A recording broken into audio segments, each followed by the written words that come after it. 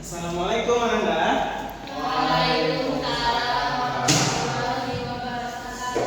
Bagaimana kabarnya hari ini? Baik, Pak. Kalau Bapak tanya bagaimana kabarnya hari ini, nanti jawabnya luar biasa, tetap semangat, Allahu Akbar. Bisa? Bisa, Pak. Bagaimana kabarnya hari ini? Luar biasa, tetap semangat, Allahu Akbar. Ya, baik ya. Sebelum kita masuk pembelajaran kita pada hari ini, Bapak ngisi. Baik, sebelum kita masuk pembelajaran kita, mari kita berdoa bersama. Silakan kita kelas pimpin doanya pada hari ini. Sebelum kita memulai pelajaran kita pada pagi hari ini, ada baiknya kita berdoa bersama. Berdoa dimulai.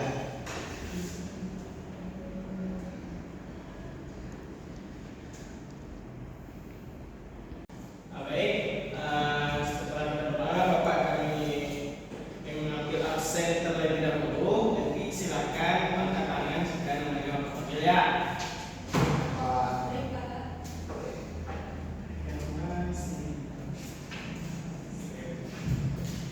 Fadila, Hadir, Pak. Febi, ada Pak. Fatia, Hadir, Pak. Siva, Hadir, Pak. Fauzi. Hadir, Pak. Baik, semuanya hadir ya, tidak ada yang absen. Baiklah, kita langsung masuk ke pembelajaran kita pada hari ini. Semangat semuanya ya, belajar. Semangat Pak. Sebelum kita masuk ke pembelajaran inti kita, ada sedikit lagu yang akan kita nyanyikan bersama untuk yang menumbuhkan semangat kita lagi. Silakan bagi yang hafal boleh ikutkan dan bisa berdiri dari tempat duduknya. Nyanyi bersama kali ini nyanyinya yaitu Garuda Biasa. Oke? Siap? Oke. Ayo ikuti.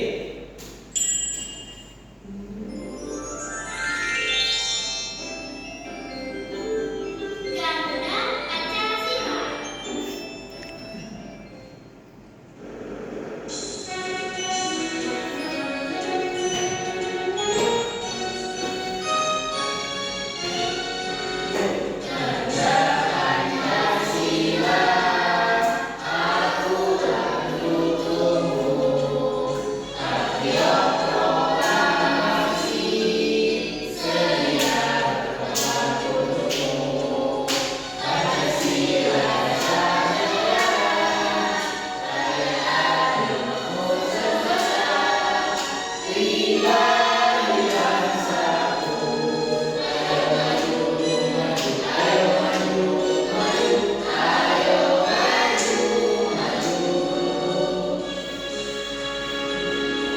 Baik, anak-anak Bapak semuanya, pada hari ini kita akan belajar mengenai panca indera manusia.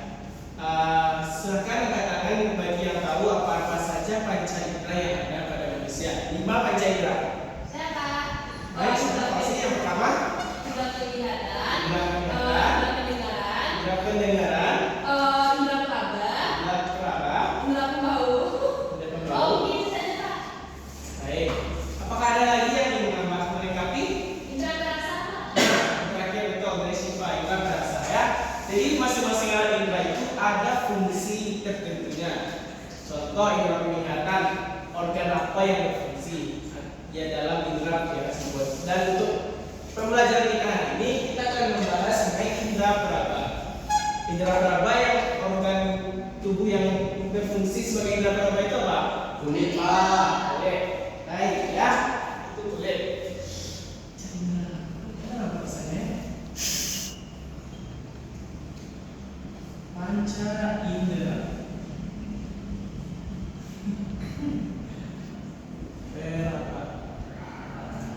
Nah, untuk hari ini tujuan pelajaran kita yaitu anak-anak semua bisa menelaah nanti gambar panca indera manusia indera kulit. Nanti anak-anak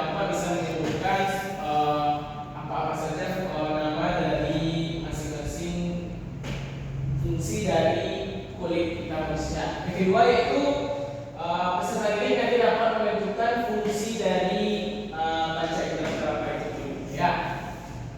Oke, bisa dilihat gambar di depan. Ini ada gambar struktur kulit dari manusia.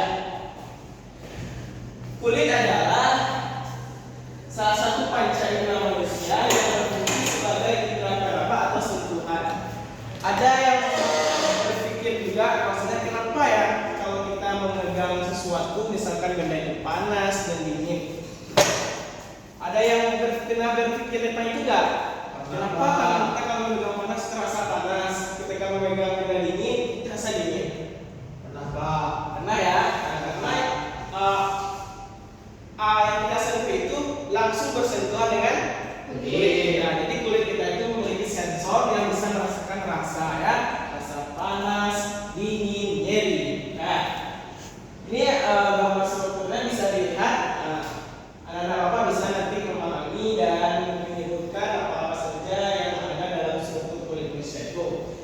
Kita lihat yang dari atas, kulit itu terbagi dalam 3 secara garis besarnya pembagiannya, yaitu kulit bagian paling atas, kulit bagian tengah, dan kulit bagian paling dalam. Untuk nama yang bagian atas itu namanya epidermis. Apa namanya? Epidermis. Untuk bagian yang di tengah itu namanya jaringan dermis. Apa namanya? Jaringan dermis. Dermis. Dan untuk yang paling bawah itu namanya apa? Edo? Tidak tahu Pak. Kita lihat. Nama itu hipodermis. Ya, apa yang di atas tadi? Epidermis, dermis, dan hipodermis. Yang pertama itu bagian epidermis. Apa itu epidermis? Epidermis adalah macam-macam lapisan kulit manusia yang paling luar. Letaknya paling luar atau bisa dilihat secara kasat mata. Lapisan ini yang disebut dengan kulit ari, yaitu lapisan kulit yang akan tahan air dan mempunyai ketebalan yang berbeda-beda sesuai dengan lingkungannya.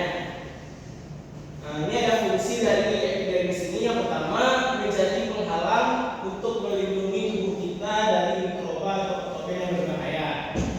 Yang kedua, yaitu memberikan ketahanan bagi tubuh kita mekanisme pada diri manusia. Yang ketiga, memberikan warna pada kulit. Nah, jadi kulit-kulit kita yang berbeda itu kulit epidermisnya yang berbahaya.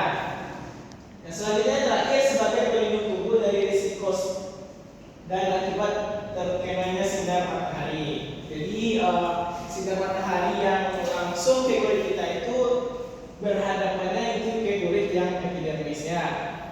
Selanjutnya bagian dermis, yaitu bagian tengah. Lapisan kulit ini berada di antara lapisan epidermis dan hipodermis. Lapisan ini tebal itu mencapai 2,5 mm. Di dalam dermis ini ada beberapa bagian dan struktur lagi. Yang pertama itu adalah fibroblast, adalah sel pada dermis yang memiliki tugas utama untuk mensistematis matris ekstraseluler dan kolagen. Yang kedua adalah namanya makrofag, adalah sel yang memiliki fungsi pada jaringan yang berasal pada sel darah putih atau leukosit. Yang ketiga ada di adipoksit, yaitu sel pada dermis yang memiliki fungsi sebagai tempat penyimpanan darah. Sel ini adalah sel yang menyusun jaringan epidosis, jaringan pengantar alveolar. Nah, selanjutnya materi terakhir kita hari ini mengenai cara kerja dari kulit itu sendiri. Kulit itu bisa menerima banyak rangsangan dari luar. Rangsangan bisa diterima oleh kulit berupa suhu panas, dingin, tekanan, dan juga nyeri. Saat kulit menerima panas, rangsangan tersebut akan diterima oleh sel reseptor dan itu diteruskan ke otak kita melalui saraf. Rangsangannya akhirnya diolah oleh otak dan hasilnya kita dapat merasakan suatu rangsangan tersebut. Jadi memang itu alurnya, jalannya. Benda yang kita sentuh itu langsung terhubung dengan sel reseptor kulit kita dan disampaikan ke otak, dan otak memproses, baru kita bisa merasakan oh ini panas, ini dingin. Paham? Baik. Selanjutnya Bapak akan membagi anak Bapak ke dalam beberapa kelompok kecil, dua kelompok. Nanti masing-masing kelompok terdiri dari 4 orang. silahkan bagi kelompoknya mulai dari ini kelompok 1, 1, 2, 3, 4 orang. Ini kelompok 2, 1, 2, 3, 4 orang. Oke? Nanti kita akan mengadakan LKPD yang akan Bapak berikan secara digital. Nah, baik, ini contoh LKPD nanti yang akan dikerjakan. Nah, namanya LKPD PAS, Ilmu Pengetahuan Sosial, temanya mengenai pancasila manusia. Nanti ada kolom untuk pengisian nama dan absen nomor urut Anda ya. Nah, ini untuk nama kelompoknya. Nah, silakan nanti diskusikan apa nama yang bagus untuk nama kelompoknya, misalnya kelompok hutan, kelompok apel, gitu, terserah. Silakan diskusi ya. Ini tujuan pembelajaran kita hari ini tadi yang Bapak sampaikan. Dan ini petunjuk untuk mengerjakan LKPD yang pertama. Silakan Anda isi identitas sesuai yang ada di LKPD. Yang kedua, baca permasalahan soal yang ada di LKPD. Yang ketiga, kerjakan dengan baik dan benar. Dan setelah membuat tersebut, silakan tekan nanti di bawahnya tombol finish. Paham? Bisa dimengerti? Bisa. Mari kita kerjakan, nanti Bapak berikan di grup kelas kita ya. Silakan bekerja dari sekarang. Silakan bisa perwakilan kelompok yang ingin presentasi di depan dulu sama anak-anak. Nah, Linda Syifa, silakan panggil Linda Syifa. Hasil dari kerja kelompoknya. Silakan Syifa. Nah, kalau hasil LKPD saya tidak Sukayandi, nomor absen 3, Ya. kelompok rambutan. Oh, namanya kelompok bukan. Oke. Terus. Nih.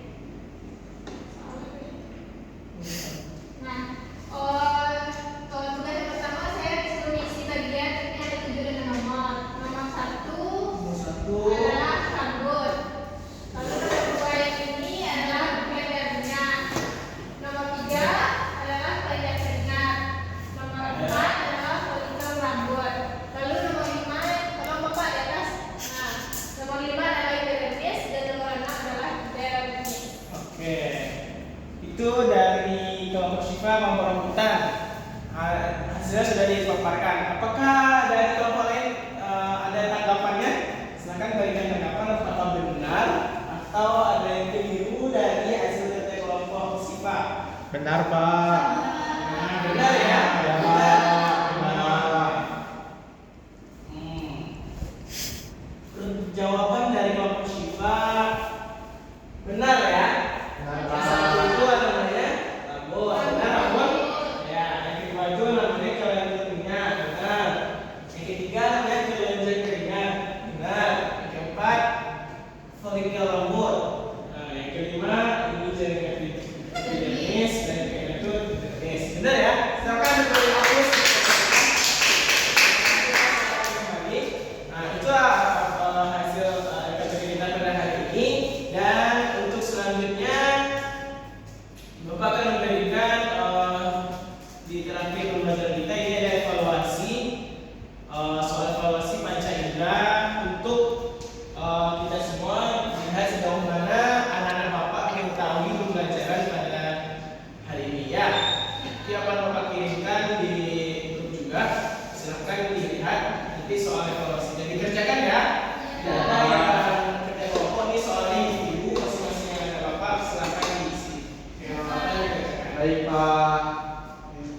Bagaimana untuk evaluasinya? Apakah sudah dikerjakan? Sudah. Sudah ya. Nah, dan nanti untuk nilai hasilnya itu otomatis kita simpan ke email Bapak. Dia akan Bapak cek siapa yang benar-benar sudah menguasai materi hari ini. Baik, silakan Anda sebelum menjelang akhir pelajaran kita hari ini yang bisa menyimpulkan pembelajaran kita hari ini.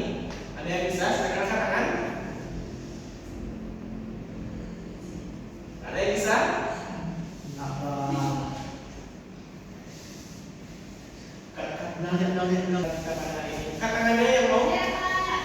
Pagi dulu, Fadila. Silakan Fadila. Pembelajaran kita hari ini mengenai indera peraba, di mana indera peraba pada manusia yaitu adalah kulit. Dengan struktur kulit itu bagian secara umum ada 3, Pak. Epidermis, dermis, dan hipodermis. Dan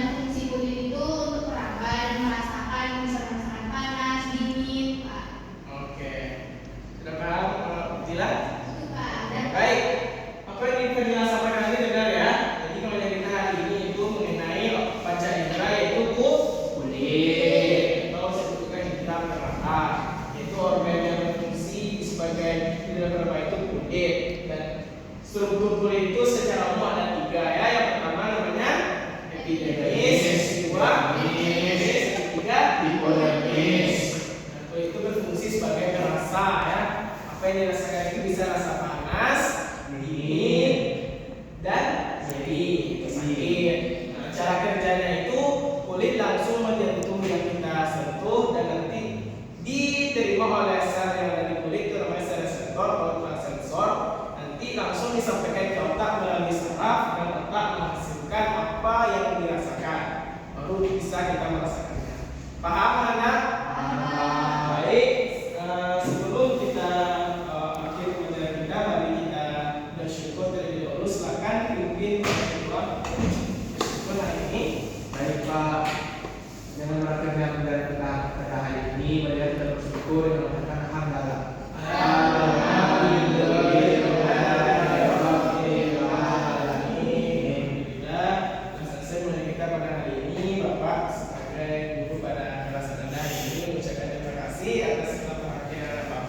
Semangat terus belajarnya ya, bisa mencapai cita-citanya. Oke, baik, terima kasih. Billahi taufiq wal hidayah. Assalamualaikum warahmatullahi wabarakatuh.